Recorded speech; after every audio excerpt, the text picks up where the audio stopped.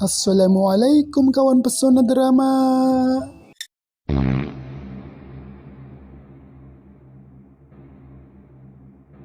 全境范围内的异常能量运动。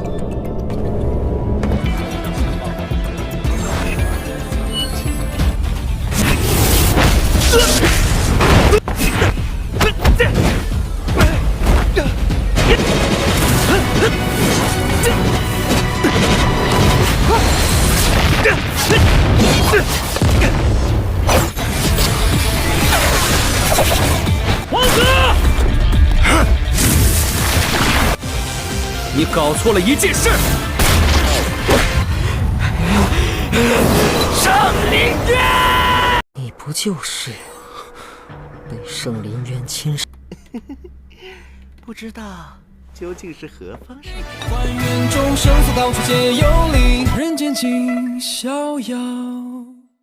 Film diawali dengan sebuah adegan, di mana para vlogger sedang mengkomunikasikan sesuatu yang menarik untuk para penggemarnya, melalui kamera video yang merekam aksi mereka. Selang beberapa menit, sesuatu datang mendekati tempat keberadaan mereka yang menjadikan proses perekaman video terganggu. Sinyal internet terputus, mereka semua panik dan berlari menyelamatkan diri.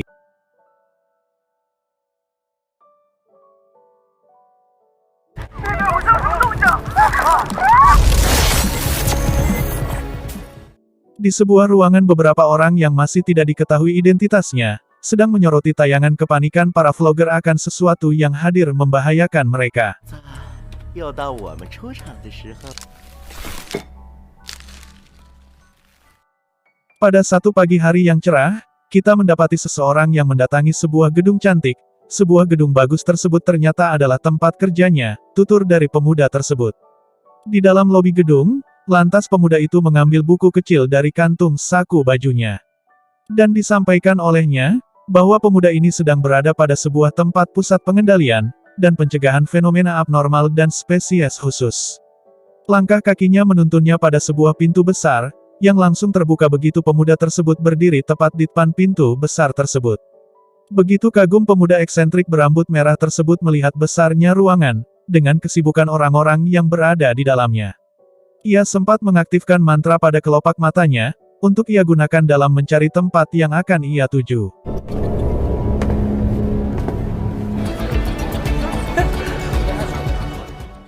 Enggak lama, seseorang dari bagian HRD mendatanginya dan menyuruh pemuda tersebut untuk segera menyelesaikan pendaftaran, dan mengambil kartu identitas pegawai miliknya. Dan saat ini, ia telah resmi menjadi pegawai pada perusahaan itu.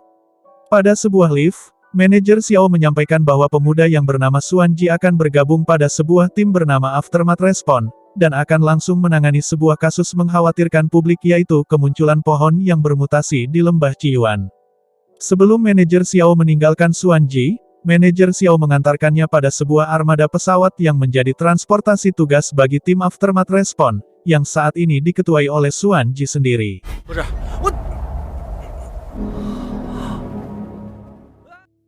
Begitu berada di dalam pesawat, Xuan Ji langsung disambut baik oleh anggota-anggota Aftermath Response. Mereka merayakan Xuan Ji sebagai ketua baru di tim itu. Selesai perayaan penyambutan, satu persatu anggota tim Aftermath Response memperkenalkan nama-nama diri mereka yaitu ada seorang nenek berambut hijau, ada Xianru perempuan muda ahli komputer, dan satu pria bernama Cui Kui seorang yang berambut pink.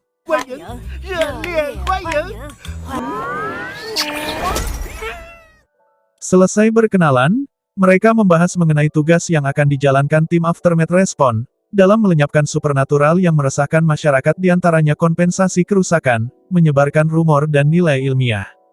Saat ini tim Respons sedang berada di sebuah tempat perawatan korban supernatural, terdapat seorang wanita muda di mana ia mengalami trauma, selalu merasa ketakutan dengan pohon yang bergerak mengejarnya. Lantas nenek Chung Chen memberikan hipnotis pada wanita muda malang itu, dan sekarang wanita muda itu terlihat baik dan dapat melupakan kejadian mengerikan yang baru-baru ini ia alami. 领导放心，只是个普通任务吧。 Di saat yang sama, seorang petugas medis mendatangi Xuan Ji dan memintanya untuk memeriksa satu orang korban pada satu ruangan istirahat. Sesampainya di depan pintu ruang istirahat, petugas medis memberikan kartu identitas korban pada Xuan Ji. Pada kartu identitasnya tertulis nama Seng Lingyuan. Lalu kejadian ganjil seperti lampu berkedip sendiri. Terus Kapten Xuanji melangkah mendekati pintu ruang istirahat untuk melihat seorang pasien yang berada di dalamnya. Kartu identitas kepunyaan pasien tiba-tiba musnah dan seketika Xuanji menyadari bahwa itu adalah sebuah trik ilusi. Saat itu pula cincin pendeteksi aura supernatural menyala dan seketika muncul gambaran makhluk misterius pada pikirannya yang membuat ia tercengang, dan serangan secara tiba-tiba datang dari pasien yang berada di hadapannya, dan dengan tangkas berhasil ia tangkis serangan dari pasien misterius. 1 koin, oleh Kapten Xuan pakai untuk menjadi tameng serangan yang datang tanpa permisi. Di situ pula elemen api dari cincin yang terpasang di jarinya, menyetop aksi tegang antara keduanya dan membuat sebagian baju yang dikenakan pasien di sana terbakar. Dan kejadian yang menegangkan tadi, ternyata hanyalah ilusi yang dibuat oleh pasien yang mereka sedang kunjungi itu.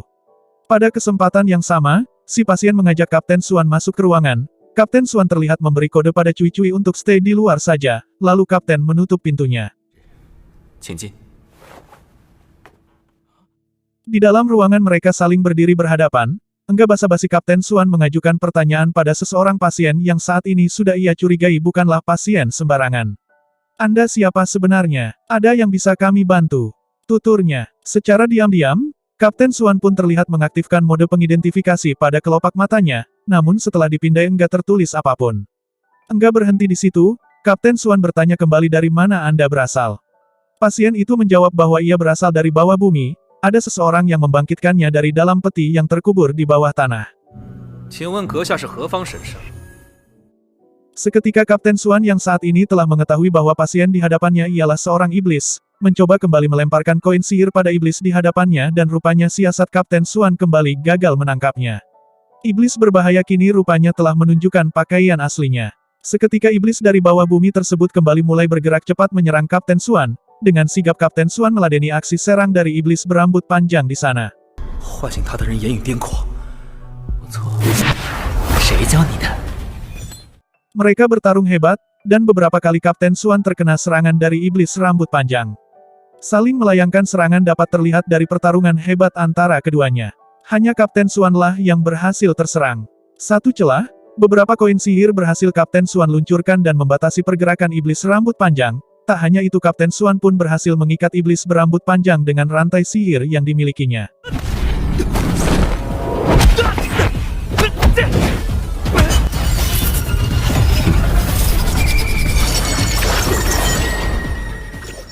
Untuk memperkuat ikatan rantai sihirnya, Kapten Xuan mengalirkan api di sepanjang rantai yang mengikat iblis rambut panjang.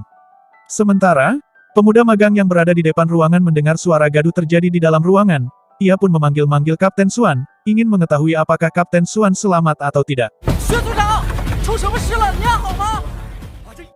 Kapten Xuan yang mendengar suara yang mengkhawatirkannya, segera meminta untuk melaksanakan evakuasi terhadap orang-orang ke tempat yang aman. Dan terdengar pula, ia melontarkan permintaan untuk menghubungi manajer Xiao. Nampak wajah iblis berambut panjang tersenyum sinis, sembari meluncurkan sihir yang memadamkan api yang menjalar di rantai yang mengikatnya. Iblis rambut panjang dengan tetap tenang berucap manusia dan iblis sampai kapanpun tidak akan pernah rukun. Berbeda dengan pemikiran iblis putih Xuan, ia menuturkan zaman sekarang manusia dan iblis dapat hidup rukun. Di momen yang sama, Kapten Xuan menoleh dan terkejut melihat simbol sihir pada satu area dinding ruangan tersebut.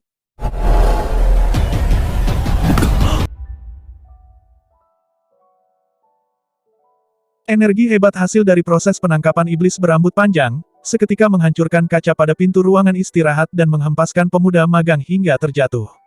Cui-Cui yang ketakutan setengah mati, berhasil menghubungi manajer Xiao. Cui-Cui menginformasikan bahwa monster pohon yang mencelakai para vlogger adalah ulah dari iblis. Dijelaskan pula, iblis yang terikat rantai telah memasang simbol sihir adalah arai 1000 roh yang menjadi portal untuk Raja Iblis masuk ke dunia manusia.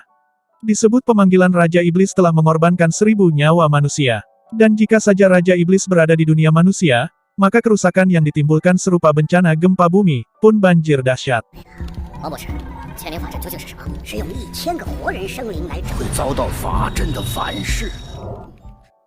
Adegan kembali pada ruang istirahat yang telah berubah menjadi ruang kulkas yang sangat dingin.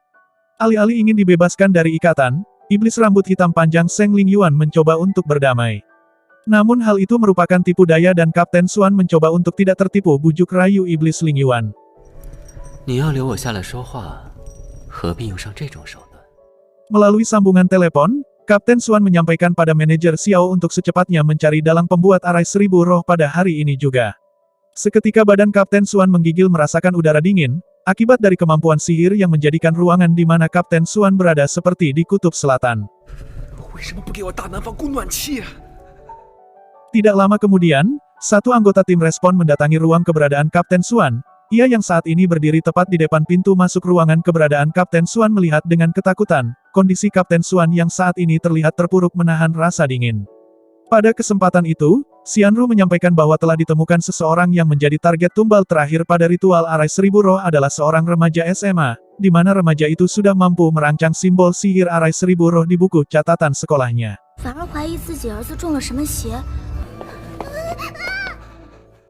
Di saat yang sama, manajer Xiao dan tim sudah menemukan titik lokasi keberadaan anak remaja SMA target tumbal arai 1000 roh. Di ruangan pengendali, satu kakek ilmuwan mengatakan para target tumbal arai 1000 roh mungkin saja tubuh mereka sudah diambil alih oleh kupu-kupu ilusi. Jika terjadi demikian, seolah terlihat sama dari luar namun hati dan pikiran mereka bukanlah dari orang dikenal sebelumnya. Adegan kini menunjukkan seorang ibu yang sedang bekerja di rumahnya, tiba-tiba didatangi tim dari manajer Xiao. Mereka berkata untuk tetap tenang pada seorang ibu yang disinyalir memiliki putra yang saat ini telah dikendalikan oleh kupu-kupu ilusi. Tim dari manajer Xiao pun mulai memasuki rumah dan berkeliling ruangan untuk menemukan target. Saat memasuki ruang kamar target dengan segera mereka berhasil mengamankan sang target yang saat itu mencoba untuk kabur melalui jendela ruang kamarnya.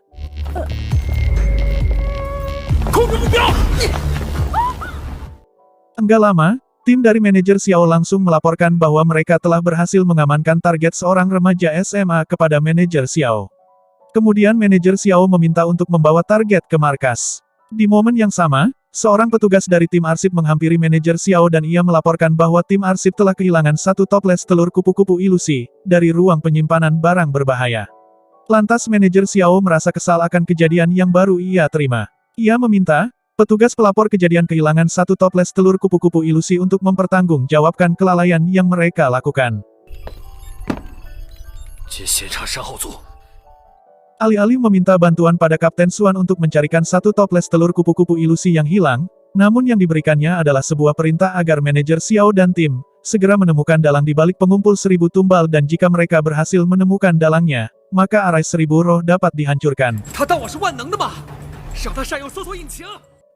Begitu manajer Xiao dikabari oleh salah satu anggotanya bahwa seorang dalang telah diketemukan, maka manajer Xiao langsung menyampaikan kabar ini pada Xianru. Xianru yang sejak tadi bersama dengan Kapten Suan, lekas pula mengabarkan bahwa dalang arai 1000 roh adalah ketua dari para wisatawan. Di dalam ruang mobil minibus yang sedang berjalan, seorang nenek bi terlihat sedang menyulam yang turut menemani para korban untuk berobat ke rumah sakit. Terdapat adegan, petugas medis telah dikabari melalui telepon tentang ketua para wisatawan adalah dalang dari arai 1000 roh, lantas ia merasa was-was karena dalangnya sekarang berada di satu ruang mobil bersama dirinya. Di satu tempat keberadaan Kapten Suan, iblis Lingyuan terus mengganggu dirinya dengan ocehan-ocehan yang bernilai menurunkan kepercayaan dirinya. Kapten Suan tetap berupaya fokus dan tak menghiraukannya. Adegan memperlihatkan minibus yang ditumpangi nenek bi, satu petugas medis, dalang arai 1000 roh dan beberapa korban telah sampai pada rumah sakit. Satu petugas dari tim manajer Xiao, membantu semua korban psikologi serangan pohon monster keluar dari minibus. Sementara sepasang matanya, sudah mengetahui tim pasukan penembak dari manajer Xiao sudah bersiaga pada titik-titik siaga. Begitu nenek bi hendak turun, ia langsung dipegangi dan disandera oleh bapak dalang arai 1000 roh. Semua tim dari manajer Xiao merasakan kepanikan akan situasi yang membahayakan nenek bi di sana. Di tengah kepanikan, satu petugas medis secara diam-diam mendekati minibus dan menggoyangkan minibus dengan tubuhnya yang membuat minibus bergoyang. Goyangan spontan minibus menjadikan pegangan bapak dalang melonggar dan menjatuhkan tubuh nenek bi.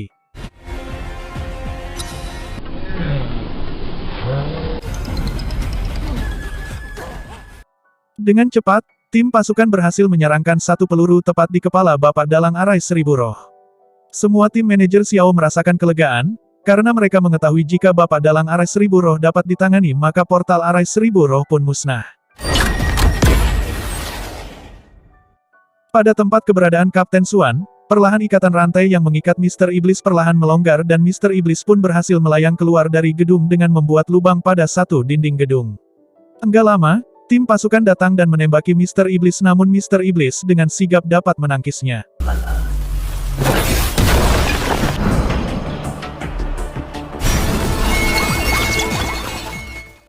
Muncul pula, satu prajurit wanita berhasil menembakkan segel yang mengurung Mr. Iblis dengan sepenuhnya.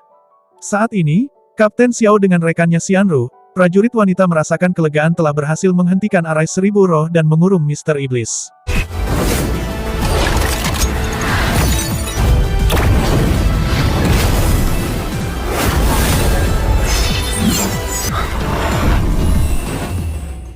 Namun tanpa dugaan mereka, ritual Arai Seribu Roh nampak sedang berjalan dan dengan rasa bingung, mereka hanya bisa menyaksikan segel perlahan-lahan pecah membebaskan Mr. Iblis.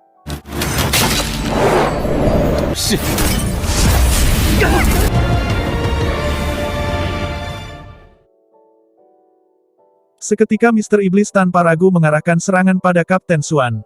Saat serangan Mr. Iblis hampir mendatanginya, dengan penuh keyakinan Kapten Suan mengeluarkan pedang api dan berhasil menepis serangan dari Mr. Iblis.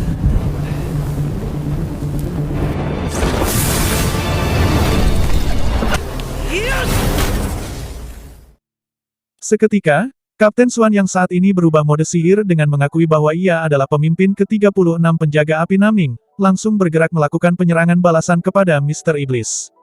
Namun, penyerangan balasan Kapten Suan mampu Mr. Iblis hadang dengan kedua tangannya. Enggak lama, muncul naga sihir tepat di belakang tubuh Mr. Iblis dan melepaskan pertahanan pedang api dari kedua tangan Mr. Iblis. Karena merasakan capek, Mr. Iblis melayang mundur meninggalkan tempat itu.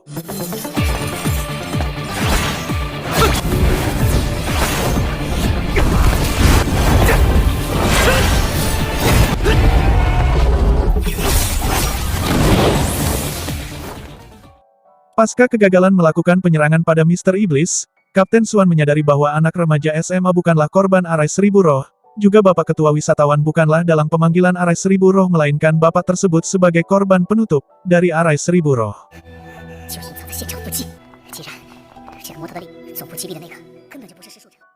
Sedangkan berdasar intuisinya menjawab, yang menjadi dalangnya adalah Nenek Bi Chun Seng, yang memiliki kemampuan hipnotis yang juga adalah anggota tim respon yang diketuainya.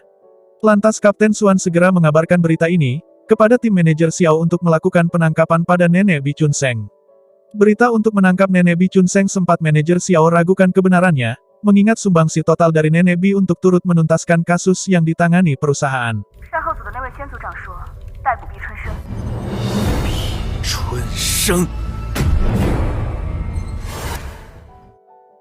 Di momen yang sama, manajer Xiao teringat akan kalimat dari satu orang tua yang kritis, yang beliau sampaikan yaitu terdapat rahasia di antara para anggota Aftermath Respawn. Manajer Xiao yang saat ini berada di ruang pengendali bersama dengan timnya, meminta satu bawahannya untuk membuka dokumen yang berisikan informasi identitas Nenek Bi Chun Seng. Pada dokumen, tertuang informasi bahwa Bi Chun Seng mengalami keterpurukan karena kehilangan orang tua, suami serta anak dari kecelakaan kereta akibat serangan anaconda monster. Keterpurukan yang dialami oleh Nenek Bi membangkitkan kemampuan supernaturalnya. Terdapat sebuah perusahaan pelacakan kemampuan supernatural yang mengundang Nenek Bi untuk ikut pelatihan, dan dinyatakan layak untuk ditempatkan pada bagian Departemen Keamanan. Selama bertahun-tahun, Nenek Bi melaksanakan tugas dengan bagus dan mendapatkan penghargaan-penghargaan. Karena mengalami cedera, lantas Nenek Bi dipindah tugaskan pada tim Aftermath Respawn. Pada momen yang sama, manajer Xiao kedatangan kru dari Departemen Rahasia yang menginfokan bahwa terdapat dokumen catatan kupu-kupu ilusi yang sengaja dihapus oleh seorang kapten terdahulu pada tim respon. Dengan perasaan kecewa, manajer Xiao memerintahkan tim khusus untuk berangkat menyelidiki kediaman Nenek Bi. Memasuki adegan lain, di mana terdapat Kapten Suan yang mendatangi satu posisi keberadaan Nenek Bi yang saat itu telah dalam pelaksanaan ritual pemanggilan iblis. Pada momen itu, keduanya menuturkan hal kepura-puraan yang terjadi selama ini, serta hal yang sengaja ditutupi tentang pemanggilan iblis terungkap dari mulut Nenek Bi.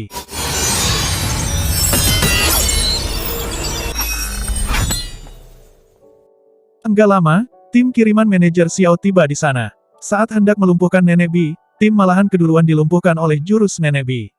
Keberhasilan melumpuhkan tim penembak, berhasil pula Nenek Bi menyelesaikan ritual pemanggilan iblis. 等等，别靠近他！ Pada satu portal yang muncul, Mr. Iblis kembali datang ke hadapan Kapten Suan. Nampak raut kegembiraan terpacar di wajah Nenek Bi, karena keberhasilan pelaksanaan pemanggilan iblis, pun akan pula dirasakan keberhasilan mewujudkan keinginan Nenek Bi.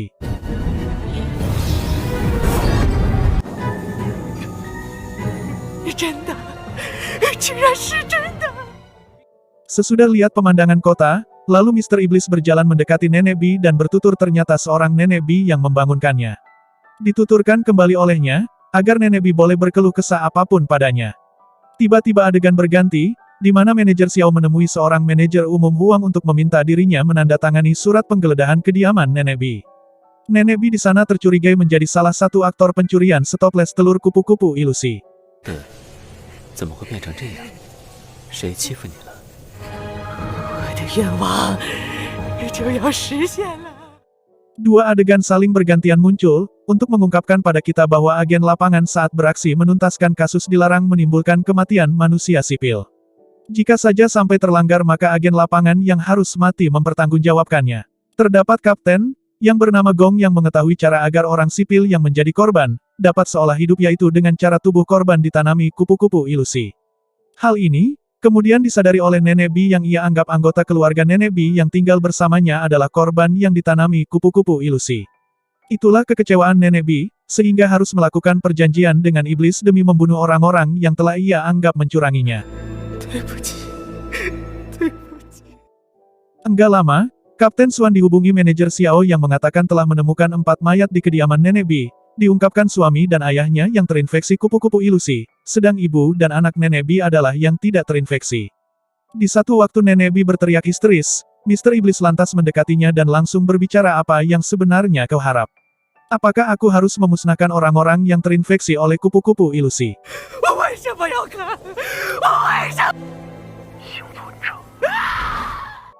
Akankah kemarahanmu usai bila aku mengabulkan keinginanmu, ucap Mr. Iblis pada Nenek Bi. Nenek Bi mengutarakan keinginannya bahwa, orang-orang yang menjadikan ia menderita harus merasakan 1000 kali lipat penderitaan. Mr. Iblis pun mengiyakan permintaannya. Dengan memegangi kepala Nenek Bi, Mr. Iblis melakukan proses pengabulan permintaan Nenek Bi. 理所应当。 Dengan segera, Kapten Suan memutus jeratan sihir dengan pedang apinya dan melepaskan tim bebas menyelamatkan diri. Hembusan angin akibat ritual peluncuran membuat tubuh Kapten Suan terhempas. Adegan menunjukkan tangan kanan Mr. Iblis memegangi kepala Nenek Bi, di saat itu pula mulut Mr. Iblis bertutur bahwa dirinya tidak ingin diperintah oleh siapapun.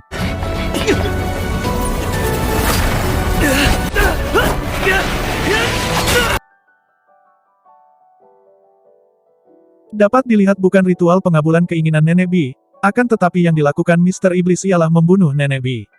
Lalu, adegan petir menyambar membunuh mereka berdua. Getaran hebat serta ledakan besar, menjadikan Kapten Suan terlempar jatuh menuju dasar gedung.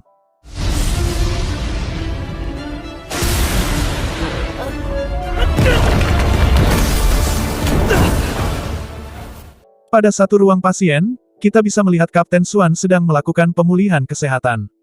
Di momen yang sama, ia juga sedang berbicara pada dirinya sendiri terkait pedangnya yang tidak otomatis balik ke punggungnya. Enggak lama, manajer Xiao tiba mendatanginya dan membawakannya camilan. Mereka ngebahas di mana selama beberapa tahun Nenek Bi menjaga komunikasi dengan banyak orang yang ia berikan pertolongan, hanya untuk menumbalkan mereka demi membuka arai 1000 roh. Selepas manajer Xiao pergi, Kapten Suan yang sembari berbaring di atas kasur secara tiba-tiba pikirannya memikirkan Mr. Iblis. Hanya dalam waktu singkat, Kapten berusaha menolak kepala untuk memikirkan Mr. Iblis dan langsung berkata kenapa dirinya mesti memikirkannya. Pada keesokan harinya, adegan menunjukkan pada ruangan kerja 2 anggota tim Aftermath Respawn lagi asik ngerumpi. Sepintas, mereka berpikir bahwa diri mereka setengah iblis karena memiliki kemampuan supernatural. Pada kesempatan yang sama, mereka menyadari Kapten Suan yaitu kapten dari tim Respawn tiba memasuki ruang kerja. Dengan segera mereka memberikan salam hormat. Saat memberikan salam hormat, Cui memperkenalkan anggota baru yang bernama Yang Chao dari tim respon kepada Kapten Suan. Sambil melangkah menuju meja kerjanya, Kapten Suan yang mendengar percakapan Cui dengan Chao menanggapinya bahwa orang dengan kemampuan supernatural tidak berbeda dengan orang sipil, dan bukanlah keturunan iblis. Pada pukul 6 sore, kita dapat melihat tim respon masih siaga pada ruang kerja mereka. Lalu, Kapten Suan berusaha menyamankan dirinya dengan meregangkan otot-otot tubuhnya. Enggak lama, HP Kapten Suan berdering. Ia dihubungi manajer Xiao, dikatakan olehnya kupu-kupu ilusi yang berhasil diambil dari tubuh anak remaja SMA diketahui menular. Maka, Kapten Suan diminta untuk menemui dirinya di lantai 60 bawah tanah. Begitu tiba di lantai 60 bawah tanah dan menemui manajer Xiao pun bertutur bahwa kupu-kupu ilusi yang berada di hadapan mata mereka mulai menginfeksi para agen lapangan yang sempat kontak dengan anak remaja SMA itu. Maka, harus dilakukan isolasi terhadap para agen lapangan yang diduga terinfeksi. Terus manajer Xiao melangkah menuju komputer, dapat disaksikan pada layar monitor terdapat 2 gambar kupu-kupu. Lantas manajer Xiao menerangkan bahwa gambar kupu-kupu yang badannya memiliki garis-garis hitam akan mati begitu diangkat dari tubuh inangnya. Sementara kupu-kupu ilusi dengan perut polos, akan tetap hidup walaupun beberapa berada di luar dari tubuh inangnya. 右边这只是从男孩这里。抛开蝴蝶突然发生变异，你有没有想过另外的可能？ Seperti kupu-kupu ilusi yang saat ini mereka lihat yang didapat dari tubuh anak remaja SMA. Mereka mengira, kupu-kupu ilusi dari seorang tubuh anak remaja SMA bukan ditanam oleh Nenek Bi melainkan oleh seorang yang mereka sebut Ji Xincheng. Kembali, Kapten Suan menambahkan bahwasanya ia akan bersama dengan timnya berangkat ke Dunzhou untuk menyelidiki kupu-kupu ilusi penyebar infeksi. Kapten Suan yang terlihat masih berada di lab tersebut, kembali mendekati akuarium kupu-kupu. Enggak lama, kotak pedang miliknya yang bersandar pada akuarium di sana terbuka. Lalu, pedang yang berada di dalamnya bergerak menuju Kapten Suan. Kapten Suan dengan siaga, memeganginya dan membuat tangannya terluka. Seketika, Kapten Suan langsung menyadari Mr. Iblis masuk dan bersembunyi ke dalam pedang miliknya. Untuk menghindari dirinya, dimusnahkan akibat membatalkan perjanjian. Karena Mr. Iblis masuk dan tinggal ke dalam pedang milik Kapten Suan. Maka, dengan begitu terbentuk koneksi antara pikiran mereka satu sama lain. Saat ini Kapten Suan dengan pedangnya, berada pada satu mobil bersama anak buahnya. Begitu tiba, Cui segera menemui seorang bapak yang terlihat mendekati mobil mereka. Dari dalam mobil, Kapten Suan siaga mengamati Cui karena ia merasa ada keganjilan pada seorang bapak itu. Begitu Cui usai bertanya pada bapak itu, seketika muncul portal di balik tubuh seorang bapak itu dan tangan tengkorak besar berwarna ungu nongol hendak menyergap Cui.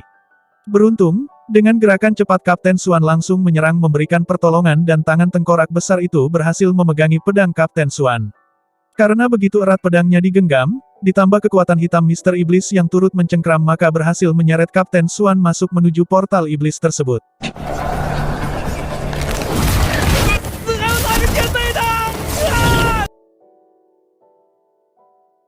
Saat ini, layar sedang menyajikan adegan di mana manajer umum Huang dengan manajer Xiao memasuki sebuah ruangan. Ruangan, yang memiliki sekumpulan pejabat-pejabat perusahaan supernatural dari berbagai divisi sedang menanti kedatangan mereka. Keduanya, berjalan bersama menuju tempat duduk dan bergabung menghadiri pertemuan itu. Pada intinya, manajer Huang dan manajer Xiao diminta pertanggungjawaban atas isu kupu-kupu ilusi yang meresahkan masyarakat baru-baru ini. 黄总莫要见怪呀。 Kini, layar ngeliatin adegan di mana portal yang menyedot Kapten Suan kembali muncul di satu tempat, dan mengeluarkan Kapten Suan. Ia, lekas memasang sayap api lebarnya sehingga dirinya pun membantu bapak yang tersedot bersamanya agar tidak terjatuh. Ia pun memandangi, satu tempat minim cahaya itu dan enggak tahu dirinya sedang berada di mana. Lantas, ia mencoba berkomunikasi dengan Mr. Iblis. Mr. Iblis menuturkan bahwa mereka sedang berada di tempat leluhur orang-orang Wu. Secara sadar, matanya pun menyaksikan kumpulan tulang belulang manusia. Kumpulan tulang belulang manusia yang dirinya lihat, merupakan orang-orang yang telah dibunuh oleh Mr. Iblis.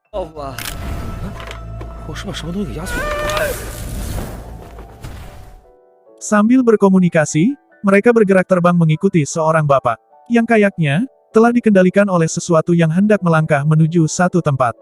Layar beralih kembali ke adegan pertemuan manajer Xiao dengan pejabat-pejabat lantas mengusulkan agar mereka membentuk badan pengawasan. Mereka mencurigai terdapat sesuatu yang disembunyikan. Namun, manajer Huang menolak. Penolakan usulan membuat mereka berpikir agar enggak berhubungan bisnis lagi dengan manajer Huang. Enggak lama, manajer Xiao yang memilih diam-diam saja mendengar handphonenya berdering. Lantas, ia berucap izin untuk menjawab telepon yang masuk. Yang menelepon dirinya adalah anggota tim respon. Cui-Cui menceritakan bahwa ketua tim respon yaitu Kapten Xiao menghilang ditarik oleh tangan kerangka besar masuk ke dalam portal. Layar menyajikan kembali pada tempat keberadaan Kapten Xuan, dirinya menyaksikan bapak yang dirinya buntuti berlari tanpa ketakutan dikejar tulang belulang menuju satu mulut gua. Enggak lama, pada kumpulan tulang belulang manusia tiba-tiba ribuan kupu-kupu ilusi bermunculan, terbang mendekati Kapten Xuan. Terbang menyerang Kapten Xuan kelihatan terganggu oleh kupu-kupu ilusi yang menyerang dirinya. Kupu-kupu ilusi tak melukainya akan tetapi, mereka hancur begitu melewati sayap api di punggung Kapten Xuan. 镜花水月蝶，难道说这里就是镜花水月蝶的出处吗？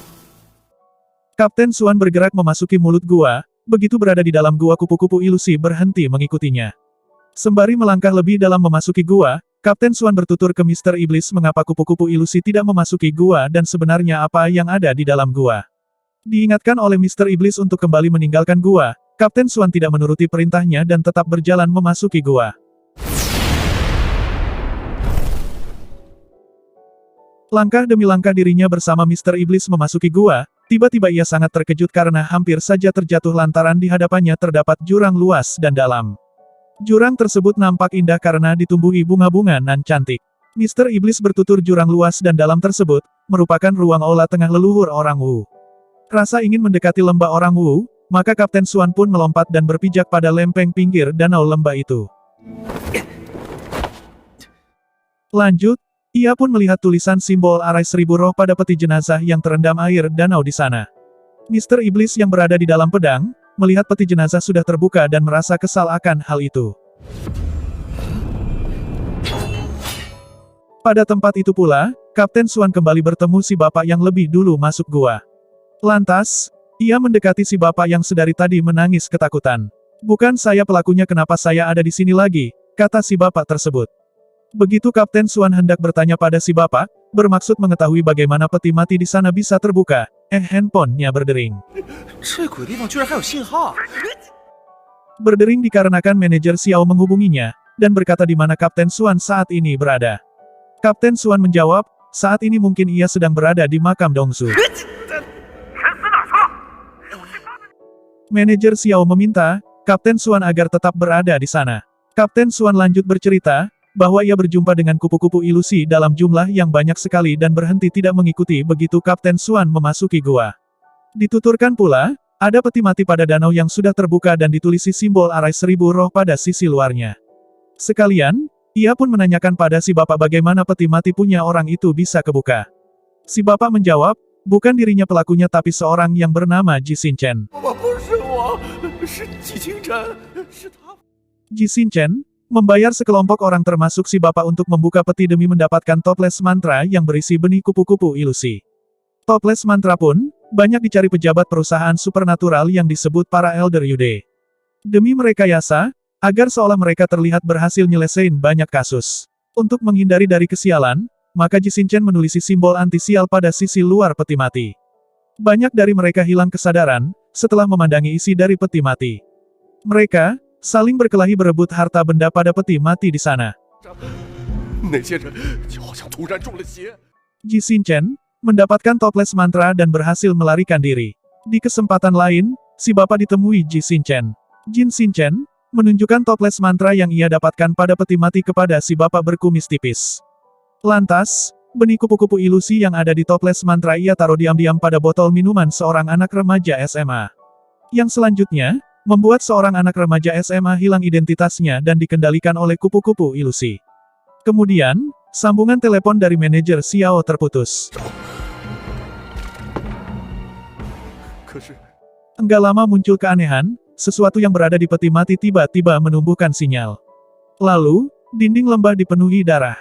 Menghindari terkena darah, Kapten Suan membawa terbang si bapak. Dengan sendirinya, tetesan darah menyerang Kapten Suan dan dirinya terlihat dapat menghalaunya. Sehingga menimbulkan gas beracun. Maka, ia menjatuhkan pedang apinya dan menutupi saluran pernafasan si bapak. Pedang api milik Kapten Suan, tidak sengaja terjatuh menuju ke dalam peti mati.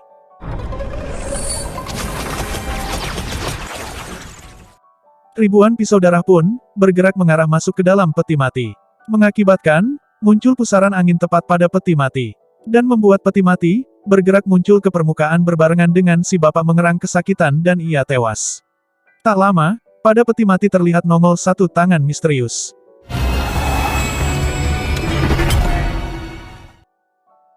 Sementara itu, di waktu siang pada satu jalan di sebuah hutan.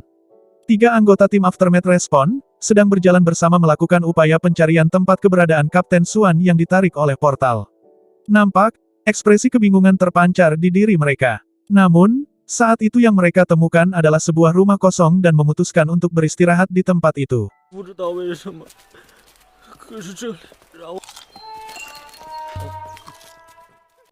Layar kembali menyajikan adegan di mana, pada sebuah toilet manajer Xiao mencoba kembali menelepon Kapten Suan tapi gagal tersambung. Manajer Xiao kemudian, menelepon tim khusus untuk meminta mereka mendatangi satu makam di Donzu dan menyelamatkan Kapten Suan. Layar kembali mengembalikan adegan, sewaktu Kapten Suan menyaksikan sebuah tangan muncul pada peti mati. Kamera menyoroti, terdapat orang yang bangkit dari peti mati. Dengan jurusnya, orang itu menggerakkan akar-akar pohon menuju ke arahnya dan mengubahnya menjadi pakaian untuk menutupi tubuhnya. Bersamaan dengan itu, Kapten Suan menggunakan jurus meluncurkan rantai untuk mengikat tubuh dari orang yang bangkit dari peti mati.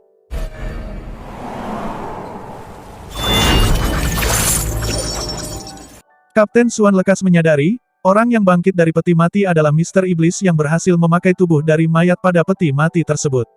Dalam keadaan terikat oleh rantai milik Kapten Suan, Mr. Iblis mengatakan ada seseorang yang membangkitkan dirinya dengan mantra Wu. Mantra Wu pun, dituliskan pada sisi luar peti mati. Dan sewaktu pedang Kapten Suan, yang didiami oleh roh dari Mr. Iblis jatuh menuju peti. Maka, terjadi proses melebur antara roh dan tubuh aslinya dan akhirnya Mr. Iblis bersatu dengan tubuhnya kembali. Kapten Suan yang terlihat memegangi ujung rantai memastikan, rantai mengikat kuat tubuh Mr. Iblis. Mendengarkan penjelasan asal-usul kupu-kupu ilusi bahwa, yang menciptakan kupu-kupu ilusi adalah orang keturunan Wu. Untuk membangkitkan orang mati, yang seolah kembali hidup dan bertemu dengan keluarganya kembali.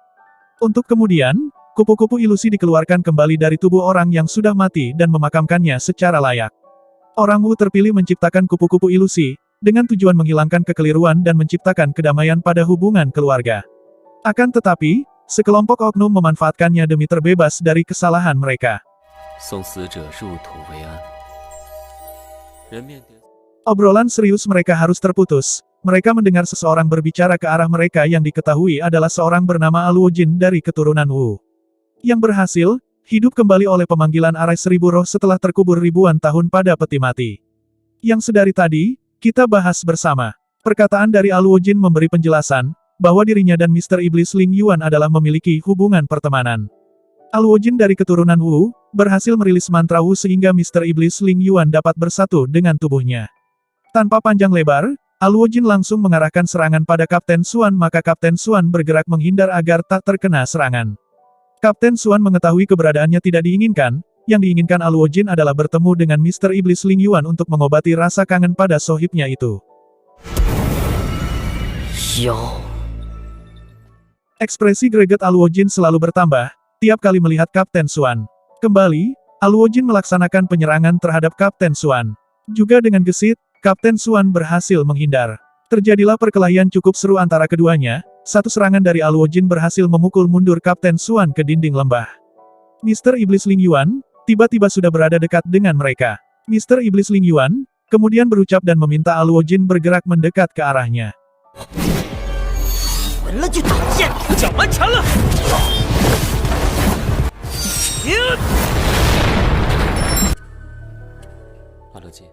Dengan wajah berseri-seri, Aluojin bergerak mendekati Ling Yuan.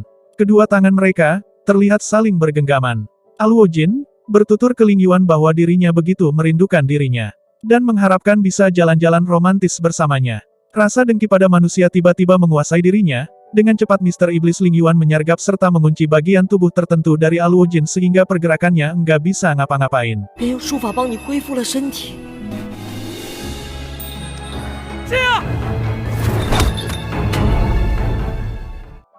Aluo Jin kemudian terlihat tertidur kembali.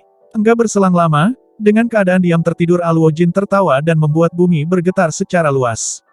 Satu adegan menyajikan. Satu orang pejabat perusahaan supernatural pada ruang pertemuan melihat info di kotak pesannya. Bahwa, tim respon melakukan penyelidikan ke makam leluhur Wu di Dongsu. Terlihat, ia merasa kesal. Pada layar, muncul adegan di mana Kapten Suan bergerak jatuh perlahan-lahan. Ternyata, Mr. Iblis Ling Yuan mengajak jiwa Kapten Suan pada satu tempat yang dikenal Dongsu di masa lalu. Mr. Iblis Ling Yuan mencoba memaparkan pada Kapten Suan peristiwa di mana dirinya diselamatkan orang Wu dari penyerangan Raja Iblis. Yang juga, menjadi permulaan dirinya bertemu dengan Aluo Jin. Untuk 20 menit ke depan, kita diminta untuk menyaksikan cerita dari Mr. Iblis Ling Yuan muda. Mr. Iblis Ling Yuan muda, terlihat berjalan mendekati beranda tempat tinggalnya. Kemudian, ia duduk santai memandangi apa yang ada di depan matanya. Pada atap beranda tersebut, telah siap Aluo Jin dan dua kawannya hendak berupaya menakut-nakuti.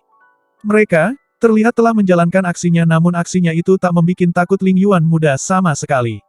Sementara, kedua kawannya yang dari tadi di atas memegangi kaki Aluo Jin merasa enggak kuat lagi akhirnya mereka jatuh bersama. Karena Ling Yuan muda merasa Aluo Jin selalu mengganggu dirinya, maka Aluo Jin diamankan oleh ayahnya. Kita dapat melihat Mr. Iblis Ling Yuan bersama Kapten Suan yang hidup di masa kini, masih berada di kota Wu untuk menyaksikan masa mudanya Ling Yuan. Si muda Ling Yuan kemudian berjalan-jalan keluar rumah, di luar rumah orang-orang Wu begitu ramah padanya. Kita dapat pula menyaksikan serangkaian aktivitas yang dilakukan si muda Ling Yuan saat tinggal di Dongsu. Seperti, belajar mengaji ke Abah Wu, menggembala kambing juga melihat pertunjukan tarian mengelilingi api unggun. Satu kejadian, di mana si muda Aluo Jin berlari keluar rumah sambil menangis. Dituturkan Mr. Iblis Ling Yuan bahwa, si Aluo Jin menangis karena ia telah dihukum. Karena, diketahui telah melakukan pencurian obat kepanikan, dan merekayasa seolah Ling Yuan adalah pelakunya. Dikarenakan malu maka dirinya kabur sambil menangis. Satu kejadian lain tampil pada layar, di mana sekelompok penjahat berhasil menangkap Aluo Jin dan menjadikannya sandera. Ketika malam semakin larut, Aluo Jin muda yang tubuhnya terikat pada sebuah tiang menangis terseduh-seduh. Suara tangisannya mengganggu satu penculik yang memarahi Aluo Jin berhasil dilumpuhkan oleh Ling Yuan. Ling Yuan serta Aluo Jin berhasil menyelamatkan diri. Beberapa puluh tahun kemudian, Ling Yuan nampak tumbuh dewasa. Ia terlihat sedang melumpuhkan musuh. Sedikit lengah, Ling Yuan hampir terbunuh. Beruntungnya, dirinya dibantu oleh Aluo Jin. Mereka terlihat kompak memukul mundur musuh.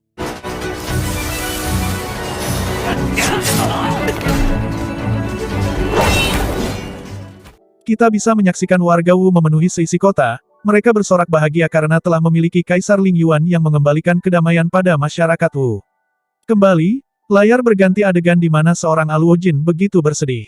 Karena, iblis berhasil membunuh pemimpin klan Wu. Sehingga, dirinya begitu membenci iblis dan menjadi pemimpin klan Wu. Pada ruang santai, Ling Yuan ditemui para prajuritnya yang bercerita bahwa Aluo Jin sering berperilaku buruk, sering menghina orang lain pun membunuh semua musuh yang telah menyerah. Para prajurit meminta Ling Yuan untuk memberikan peringatan keras pada Aluo Jin. Aluo Jin kemudian menentang Ling Yuan setelah mengetahui Ling Yuan memberikan perlindungan terhadap iblis. Aluo Jin kemudian berhasil diamankan. Seketika Ling Yuan merasakan sakit pada kepalanya, bersama Kapten Suan mereka bergerak berpindah dimensi. Berpindah dan sampai pada satu tempat yaitu aula leluhur orang Wu. Tergambar peristiwa bahwa orang Wu pergi menyelamatkan diri mereka pada aula leluhur orang Wu. Yang sebelumnya, Aluo Jin yang berselisih paham mengajak tentara Wu ke Dongsu untuk berperang mengalahkan Ling Yuan. Namun, yang mereka hadapi adalah para iblis dan berhasil memukul mundur mereka. Seorang Aluo Jin merasa menyesal dan ingin bertemu Ling Yuan untuk meminta maaf. Seseorang, tanpa izin masuk ke area suci leluhur Wu. Aluojin, memergokinya namun iblis berhasil menjatuhkan obor ke dalam danau, sehingga menciptakan danau api.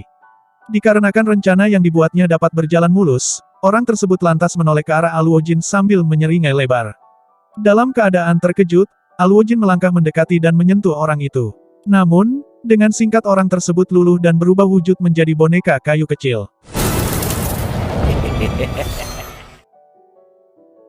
Lagi, peristiwa penting masa lalu sedang disaksikan oleh Kapten Suan dengan dipandu oleh Mr. Ling Yuan. Kapten Suan, bertutur mungkinkah dalang yang merilis boneka pengganti untuk membuat danau api, juga yang telah membunuh pemimpin klan Wu? Mr. Ling Yuan menyeru tebakan Kapten Suan tepat sekali. Ialah Dan Li, merupakan iblis yang dekat dengan Mr. Ling Yuan yang merencanakan siasat jahat. Untuk menghancurkan hidup Aluojin, yang tidak suka sama iblis. 陛下，这话我当初和您说。 Kembali ke area leluhur orang Wu, Aluojin terlihat berteriak histeris dengan danau api yang baru dia lihat. Semua kendi besar yang terdapat di danau api, tiba-tiba pecah menghasilkan materi hitam yang bergerak cepat menguasai tubuh Aluojin. Melihat kekacauan terjadi, warga Wu bergegas berlari untuk menyelamatkan diri. Tepat di depan mulut gua, Dan Li beserta pasukannya mencegat dengan membuat gerbang api putih. Sehingga, warga Wu enggak mampu lewat dan mutusin balik lagi ke dalam gua.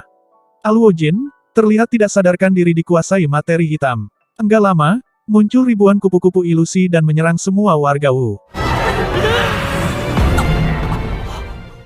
Mr. Ling Yuan masa lalu tiba mendatangi gua Wu, dirinya melangkah masuk ke dalam gua dan mendapati Aluojin serta warga Wu sudah terkontrol oleh iblis. Lantas, Mr. Ling Yuan terpuruk sejenak melihat orang-orang yang ia kenal tidak seperti dulu lagi. Agar tidak membahayakan dunia, maka dengan bantuan dari Dan Li, Mr. Ling Yuan berhasil melenyapkan warga Wu. Kebangkitan Aluojin yang tidak terduga di waktu saat ini, berhasil Mr. Iblis Ling Yuan tangani. Aluojin, berhasil ditidurkan dan kembali disemayamkan ke dalam peti mati Aluojin. Setelah membenarkan kekacauan, Mr. Iblis terlihat lesu hingga batuk. Pun, terlihat darah menetes melewati sela-sela jari pada satu tangan yang menutup mulutnya. 我就知道。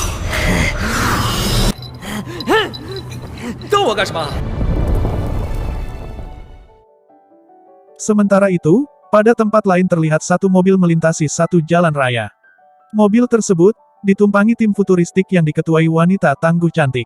Mereka, mengobrol perihal manajer Xiao yang memerintahkan mereka untuk mendatangi Dongzu dan menyelamatkan tim respon. Kemudian, terlihat pula satu grup tiba pada satu tempat. Satu bapak, menyampaikan pada semua tukang tembak untuk melaksanakan perintah master melenyapkan Dongzu dan menghancurkan barang bukti. Pada satu area lain, tim respon terlihat gusar dan kebingungan. Kegusarannya segera menghilang, begitu mereka mengetahui tim Aeolus tiba untuk menyelamatkan mereka. Kembali, kita diajak ke Gua Wu. Kapten Suan terlihat mendekati Mr. Iblis, yang saat ini tampak lemah dengan mulutnya mengeluarkan darah.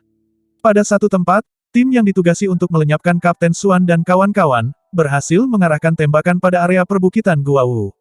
Reruntuhan berjatuhan dan hampir mengenai mereka. Selaras dengan itu, mulut sumur tempat area tim respon dan Aeolus berkumpul hancur. Sehingga, membuat Yang Chuan terlempar masuk ke dalam sumur. Kapten Suan dan Mr. Ling Yuan, berhasil terjun ke danau untuk pergi meninggalkan gua dan muncul pada tempat lain.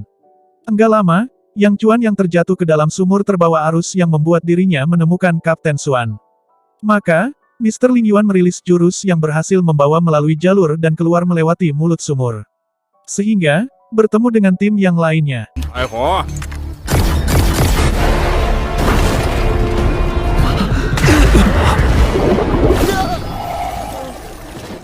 Hanya sebentar saling menyapa, mereka melihat 5 peluru terbang mengarah dan berhasil menghancurkan perbukitan Wu.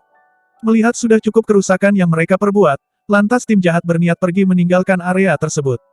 Secara tidak terduga, Kapten Suan dan kawan-kawan berhasil mencegat mereka. Segala upaya bentuk perlawanan dari tim jahat berhasil ditangkis dengan baik.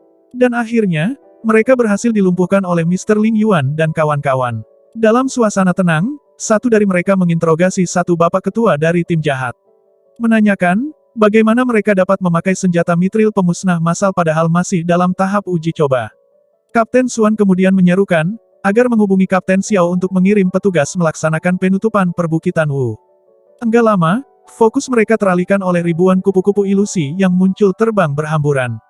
Enggak perlu perintah lagi, Mr. Ling Yuan dengan dibantu Kapten Suan membentuk satu formasi pemusnahan kupu-kupu ilusi. Kupu-kupu ilusi kemudian terlihat berhasil dilenyapkan.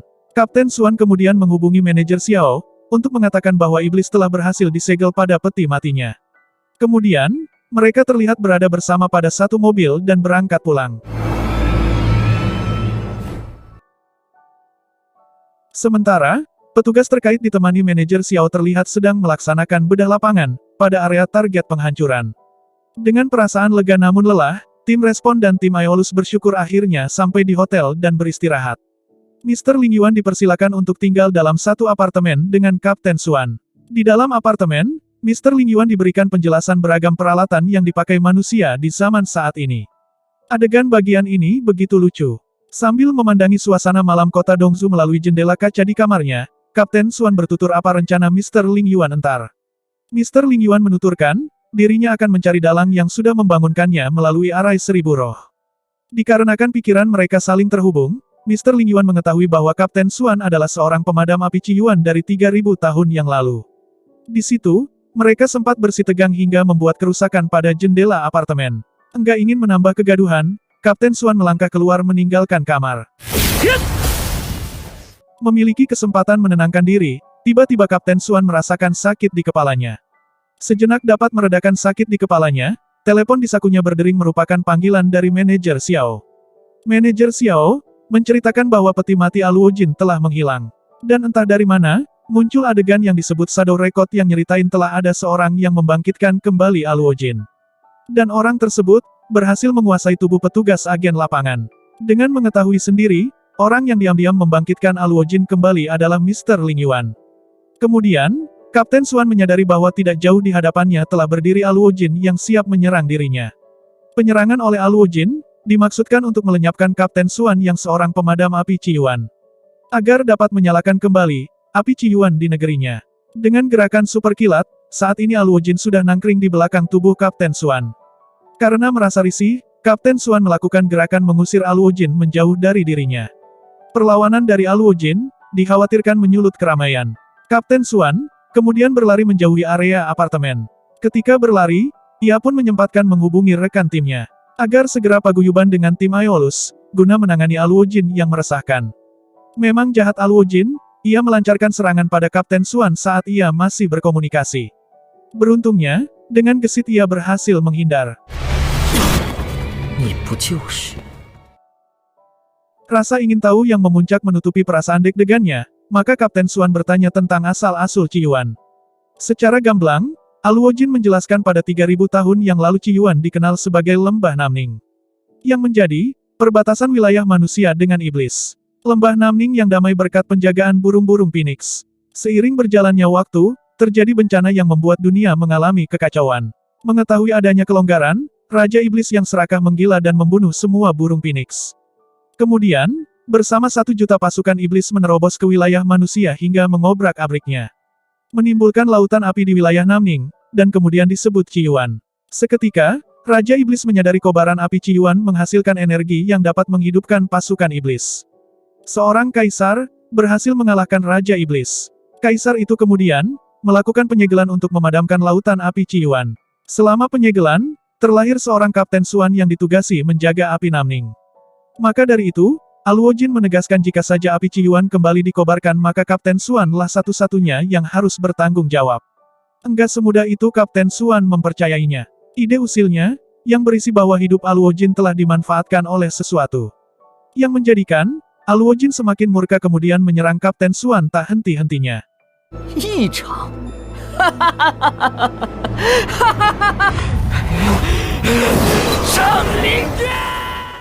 Dalam kondisi terdesak, Kapten Suan melihat tim Aeolus mendatangi lokasi. Dengan membuntuti tim Aeolus, Kapten Suan berhasil menggiring Aluojin menjauhi area perkotaan. Di seberang lain, sambaran petir yang datang tiba-tiba menggegerkan manajer Xiao dan timnya.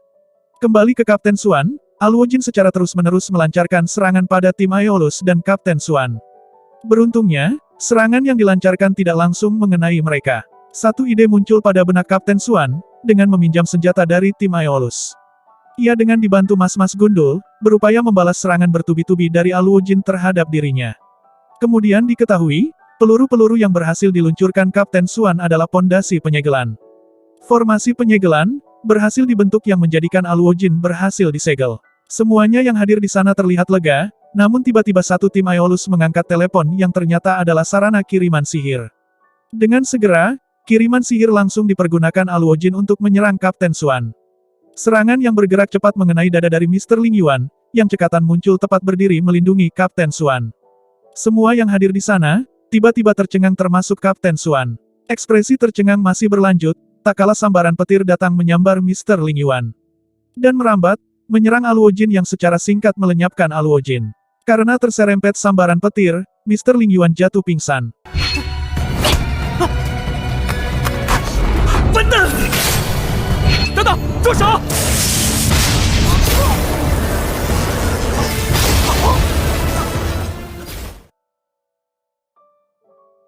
Dan kemudian, tubuh Mr. Ling Yuan dibopong sendiri oleh Kapten Suan menuju tempat yang lebih nyaman. Beberapa saat kemudian, Mr. Ling Yuan kembali tersadar. Semua peristiwa yang membuat geger akhirnya dapat diselesaikan.